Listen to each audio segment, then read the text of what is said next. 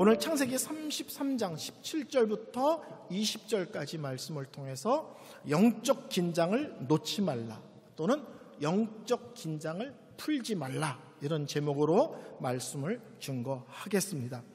오늘 읽기는 33장 17절부터 20절까지 읽었지만 설교 내용은 그 다음 장인 34장 전체까지도 설교 본문에 해당됩니다.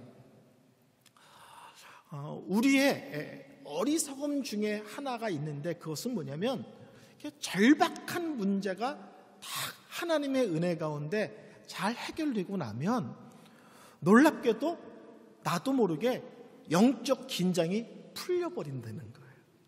심각할 때는 하나님께 매달리고 나를 도울 이 하나님밖에 없다고 난리를 치지만 정작 해결이 되면 영적 해이, 영적 나태, 영적 느슨함에 우리가 항상 노출되는 것이 우리들의 모습입니다.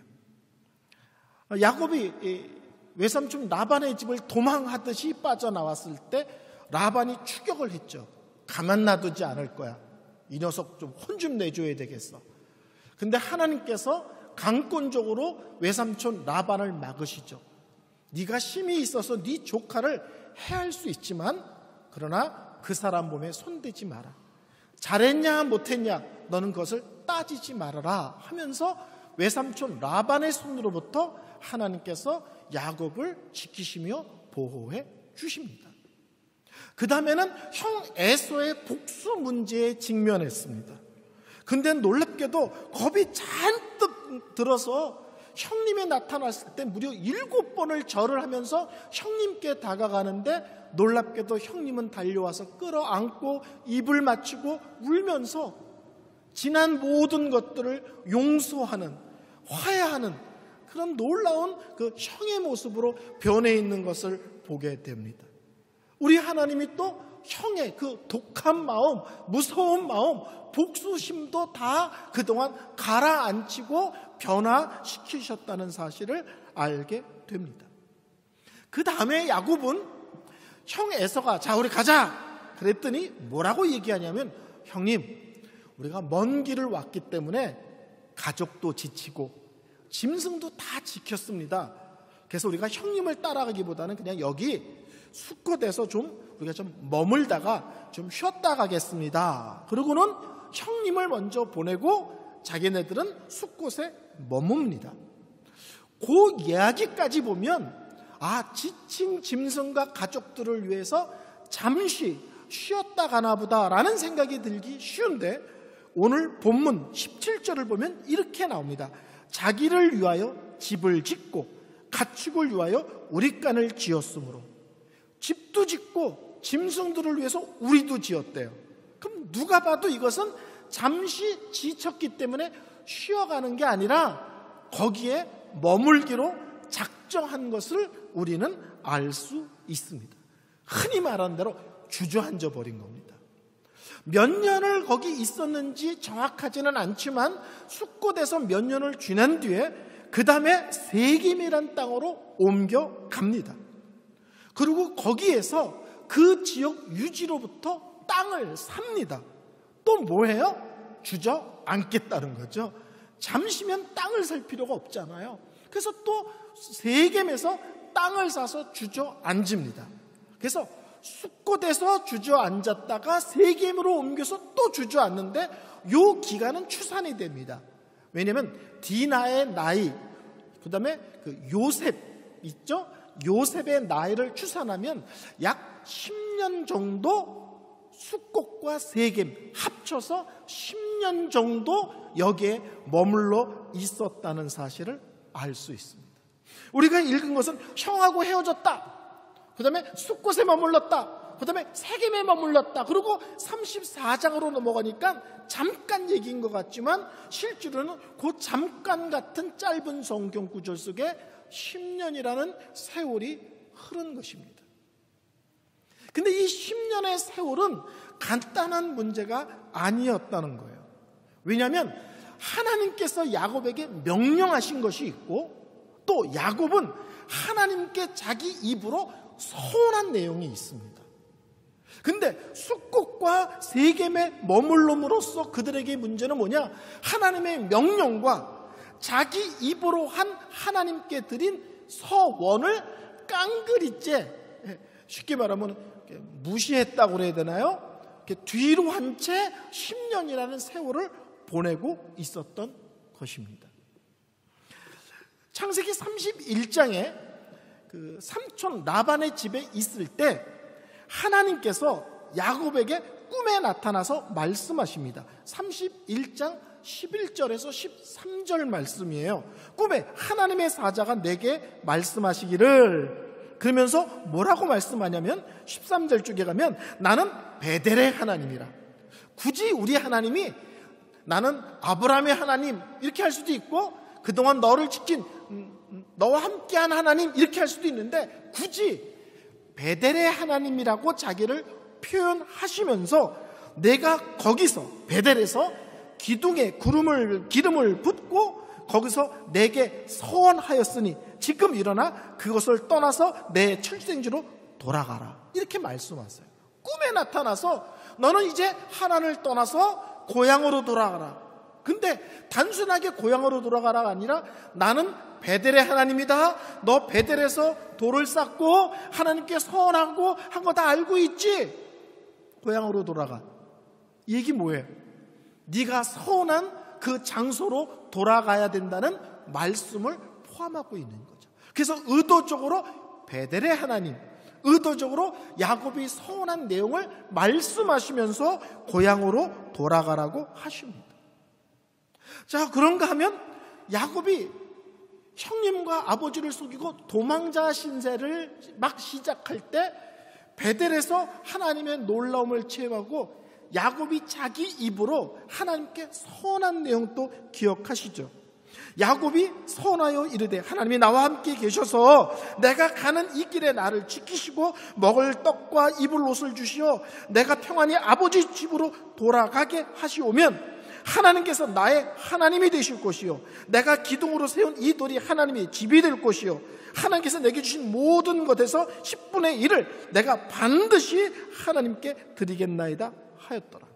돌베개를 베고서 잘 때 하나님이 꿈에 나타났을 때 야곱이 자기 이름으로 돌아오게 하시면 다시 이곳에 돌아와서 이것이 하나님의 집이 되게 하고 내가 11조 바치겠습니다 라고 자기 이름으로 소원을 합니다. 근데 지금 야곱은 어디에 있는 거예요? 분명히 삼촌 집에서 출발했으면, 또 피곤하고 지쳤으면 뭐 일주일, 뭐 길면 한 달 좀 쉴 수 있죠. 그리고 모든 걸 추스려서 다시 이 사람들이 가야 할 곳, 머물러야 될 것은 분명히 베델입니다. 근데 야곱은 그의 가족과 함께 숫꽃과 세겜에서 무려 10년이라는 세월을 보내고 있는 것입니다. 할아버지 아브라함, 아버지 이삭의 특징이 있습니다. 그것이 뭐냐면 그들이 엄청난 부자였음에도 불구하고 그 지역의 땅을 사서 정착하지 않았다는 거예요.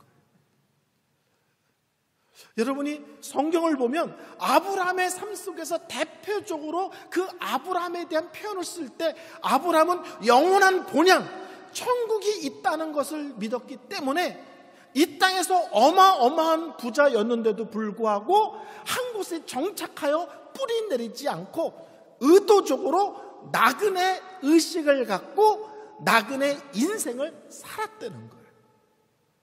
할아버지도 엄청 부자, 아버지도 엄청 부자인데 돈이 없어서가 아니라 하나님 앞에서 몇 가지 있어요. 첫째는 하나님이 이 땅을 주시겠다고 약속했기 때문에 의도적으로 자기들이 땅을 취하고 사고를 하지 않는다는 거예요. 또 나그네 의식을 갖고 살기를 스스로 결심하는 거예요. 그들은 어마어마한 부자지만 그것이 목적도 아니고 그것이 행복의 근원도 아니에요. 그들에게 하나님이 축복해서 엄청난 부자를 만들었지만 그들의 관심은 가나안 사람들과 다르게 살아가는 겁니다. 하나님 믿었더니 부자 됐어가 이들의 고백이 아니라 하나님의 백성이기 때문에 우리는 구별되이 살아, 우리는 거룩하게 살아. 여기에 신앙의 초점이 할아버지도 아버지도 맞춰 있었고 그들의 가나안의 삶은 그런 것이었다는 거예요. 근데 야곱은 가나안 땅에 들어오자마자 무엇을 취하냐면, 쉽게 말하면 나 이제 유목민으로 여기저기 떠돌며 살지 않을 거야. 나 여기 정착할 거야. 이런 거예요. 무슨 말인지 아시겠죠? 나 여기 정착할 거야. 그리고는 거기서 제단을 쌓습니다. 그리고 거기서 이런 고백을 하죠. 에헬로해 이스라엘. 하나님, 나의 하나님. 거기다 제단을 쌓고 그것을 하나님, 나의 하나님이라고 고백하며 이름을 붙입니다. 성도님들 잘 생각해 보세요. 야곱이 집을 짓는데 그 앞에 기가 막힌 단어가 붙어 있어요. 자기를 위하여 집을 짓고, 이렇게 써 있어요. 내가 내 필요에 의해서 집을 짓고, 내가 원하는 곳에서 정착하고, 내가 원하는 곳에서 땅을 사고, 내가 제단을 쌓으며 그것에서 하나님을 고백해. 그러면 된 건가요? 내가 원하는 곳에서 내가 원하는 집을 사고, 내가 원하는 땅을 사고, 내가 원하는 데서 정착하고, 내가 원하는 데서 뿌리 내리고, 뭐 내 식으로 예배 드리고, 내 식으로 신앙 고백하며, 그러면 된 겁니까? 어린 아이들을 키워보면 뭐 밥을 먹거나 뭐 하거나 그러면 끝에서 애들이 이런 말 하는 거 들어보셨어요? 됐다. 애들 그러죠. 기억나시나요? 애들 키운 지가 오래돼서 생각 안 나시나? 애들이 뭐 밥을 먹었거나 뭘 하고 다 하고 나면 애들이 그러잖아요. 됐다. 내가 원해서 땅 사고, 내가 원해서 집 짓고, 내가 원해서 정착하고, 내가 원해서 예배 드리고, 내가 원해서 신앙 고백했어. 그러면 하나님 앞에 됐다. 그러면 하나님이 그래 된 거다 이러시나요? 그러면 그것이 참된 하나님 주시는 평안이고 위로고 복이고 아름다움이고 유익인가요? 지금 이들은 가나안으로 돌아가라고 그랬더니 돌아왔어요. 근데 입구에 있는 거예요. 가나안 입구에. 그리고 하나님한테 이렇게 하는 거예요. 하나님, 가나안으로 들어오라고 그랬죠? 저 가나안에 들어왔어요. 이러는 거예요. 입구에다가 딱 뿌리를 내리고. 이번 주에 제가 손주랑 브리시어 가든을 갔어요. 표를 사서 탁 통과하자마자 유모차에서 내렸더니 얘가 거기가 좋다고 거기서만 놀겠다는 거예요. 표 파는데 벗어나자마자 거기서만 놀겠다는 거예요. 그래서 뱅글뱅글 놀더니 갑자기 가겠다고 나가는 거예요. 제가 문득 설교 준비를 하는데 딱 저희 손주 공원에서 노래가 생각났어요. 그 어마어마한 호수도 있고 꽃도 있고 잔디도 있는데 입구에서 막 놀더니 됐다는 거예요. 됐다 이러는 거예요. 내가 머무는 곳이 믿음의 내용을 담고 있지 않으면 실제로는 심각한 믿음의 위기가 옵니다. 결국 이 야곱과 그 집안은 그 10년 속에서 어떤 일이 벌어졌냐면 믿음의 경계가 무너집니다. 쉽게 말하면 세상이 그들의 마음을 차지하게 되고요. 거기에 살고 있는 세겜 사람들, 하나님을 알지 못하는 사람들, 이방신을 우상을 섬기는 사람들과 허물없이 지내는 관계가 되어버립니다. 친하게 지냈다가 문제가 되는 것이 아니라 그때부터 그들의 삶과 그들의 삶의 내용들이 영향을 받고 어느 때부터인가 나의 마음, 우리 집안의 중심이 되는 위기를 직면하게 된 것입니다. 야곱이 세겜에 와서 땅을 삽니다. 그렇죠? 근데 땅을 산다는 건 간단하지 않습니다.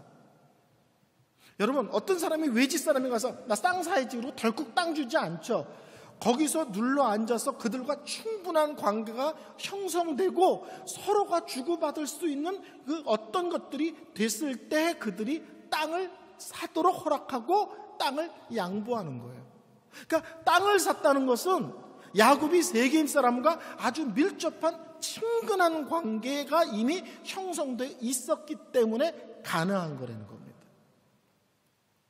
두 번째는 34장에 보면 우리가 아는 충격적인 사건, 야곱의 딸 디나가 강간을 당하는 충격적인 사건이 벌어집니다.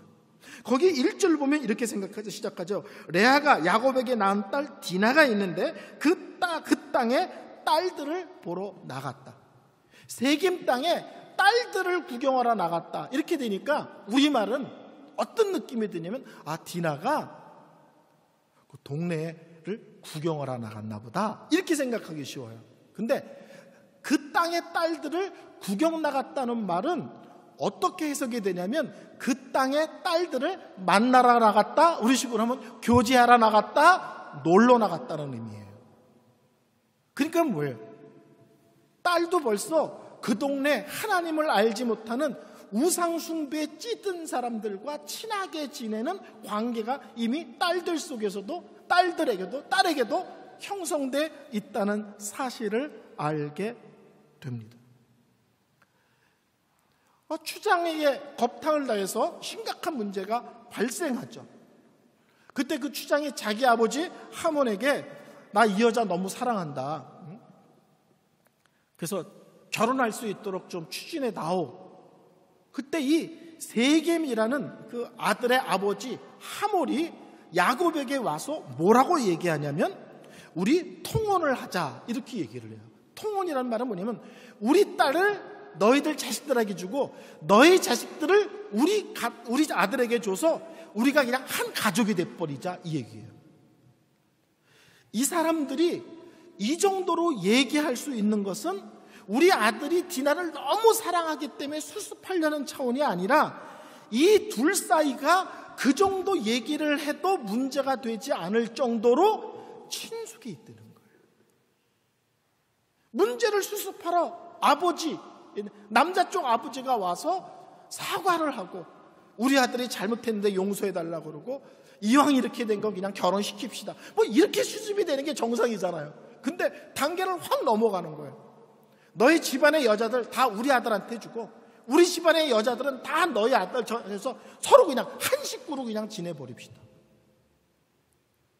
얼마나 밀접한 관계가 형성되었으면 심각한 문제가 생겼는데 이런 식으로 수습안을 내놓는 것을 볼 수가 있습니다. 네 번째로는 이 딸의 강간 사건을 수습하는 차원에서 야곱이 아주 영적인 무능력함, 영적인 가장으로서의 리더십이 이렇게 무너진 것을 알 수가 있습니다. 그래서 딸이 겁탈을 당했다는데 이것을 수습하는데 아버지가 주도를 갖고 수습하는 게 아니고 아들들이 주도를 갖고 수습을 합니다.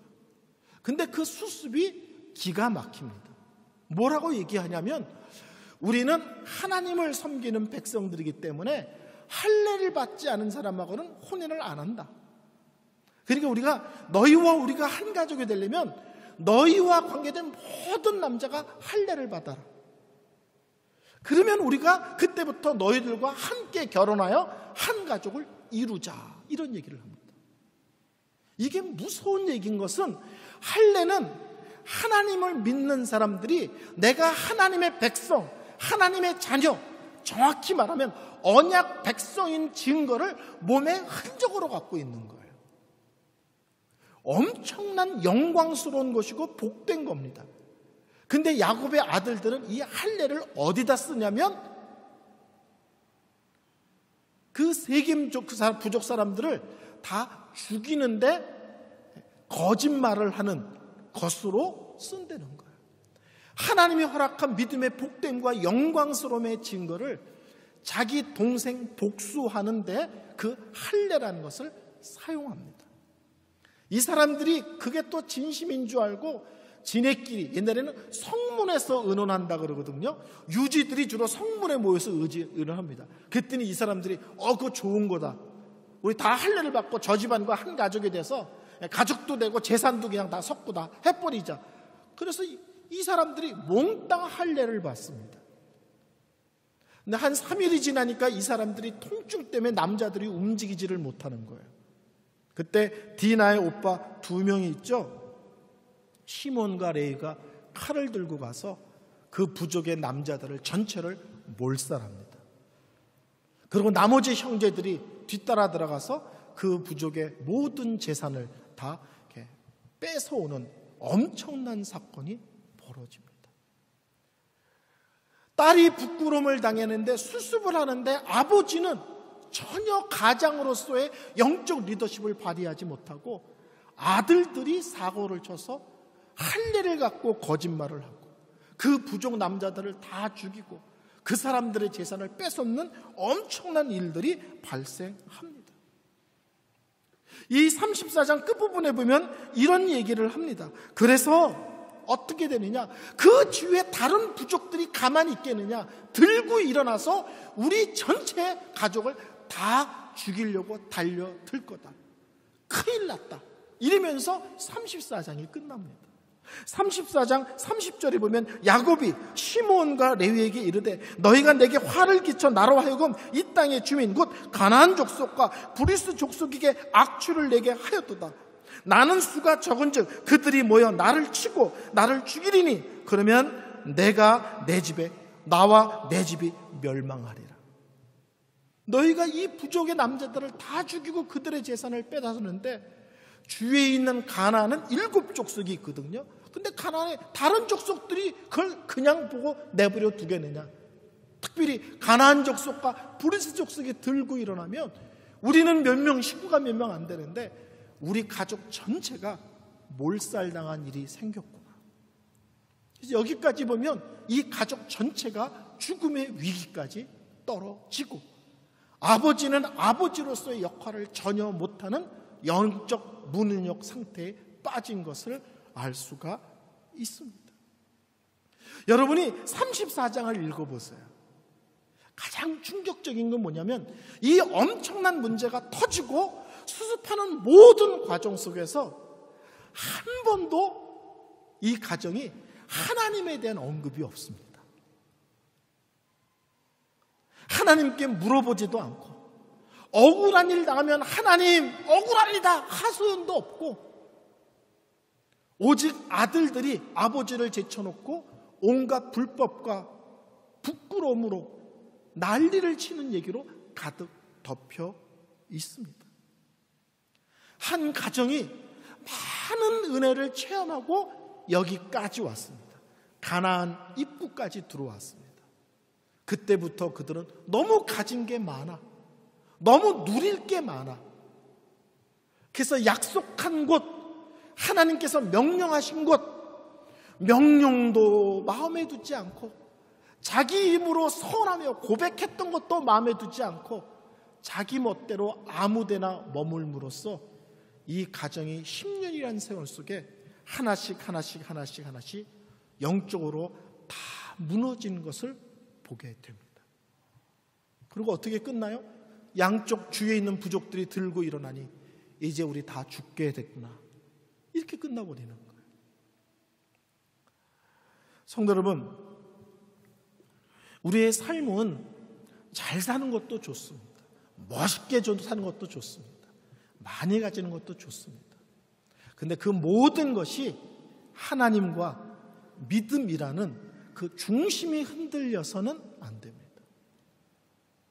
내가 많이 가졌던, 내가 쌓아놓고 있던 그것이 무엇이든지 그 중심에 하나님이, 믿음이, 은혜의 원리가 무너지면 결국 그 모든 것이 하나님 앞에 부끄러운 것으로 다 변해버리는 것을 우리는 알 수 있습니다. 저는 성도님들께 잔인하지만 이렇게 말씀드리고 싶습니다. 자녀들에 대한 영적인 책임은 첫 번째로는 부모님에게 있는 것입니다. 그 아이들에게 믿음의 원리를 가르치는 것 중요하고요. 더 중요한 것은 믿음의 원리대로 사는 것을 보여주는 것입니다. 가르치는 것 중요합니다. 두 번째, 여러분이 크고 작은 일들을 겪으면서 믿음의 원리대로 그것을 감당하고 있는지를 자녀들에게 보여주셔야 합니다. 오늘 이 가정이 아버지가 영적인 원리가 무너지기 시작하자 자녀들은 한없이 추악한 모습으로 변해 있는 모습을 보게 됩니다. 성경은 끊임없이 얘기합니다. 하나님의 백성이 이 땅에서 잘 먹고 잘 사는 것이 목적이 아니라 이 땅에서 하나님의 백성이 하나님 백성답게 사는 것, 거룩하게 사는 것, 아무리 힘들고 어려워도 믿음의 원리대로 사는 것, 이것이 하나님께서 우리를 이 땅에 두신 이유요 목적이라는 사실을 우리가 다시 붙잡고 다시 고백하고 다시 정신 차리는 모습 되기를 소원합니다. 이 시간 우리 다 같이 한번 통성으로 기도하겠습니다. 하나님,